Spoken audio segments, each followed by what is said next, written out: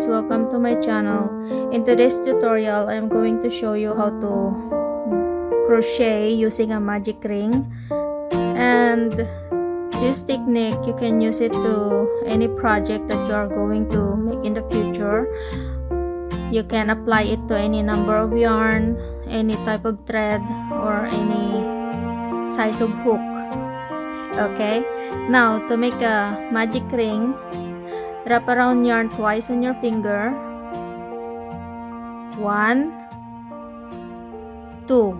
Okay, now remove the ring out of your finger, insert hook into the ring, okay, and then pull up yarn, chain 3, and then into the ring we are going to make 10 double crochet. 1, 2, 3, 4, 5, 6,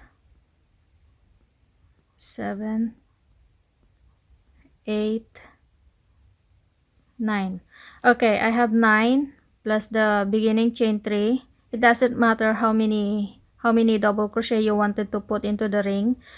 The most important is on how you start with the ring and how you close the ring. Okay, now leave the tail behind, and we have 2 strands here. Okay, we have 2 strands. So these 2 strands, one is outside, as you can see. This is the outside and one is inside. Okay, so what we're gonna do is pull the inside halfway. Okay, I am going to pull the inside halfway.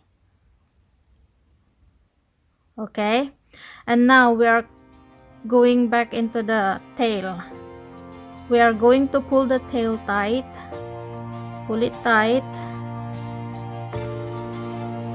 Okay, now the ring is secured and your project is going to be safe.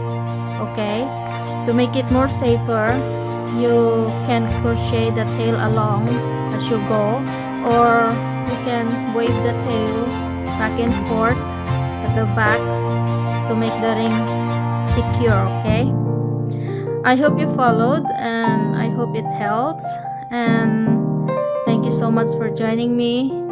And before I go, I wanted to say Merry Christmas and a Happy New Year to all of you, and see you again for the next project, maybe next year.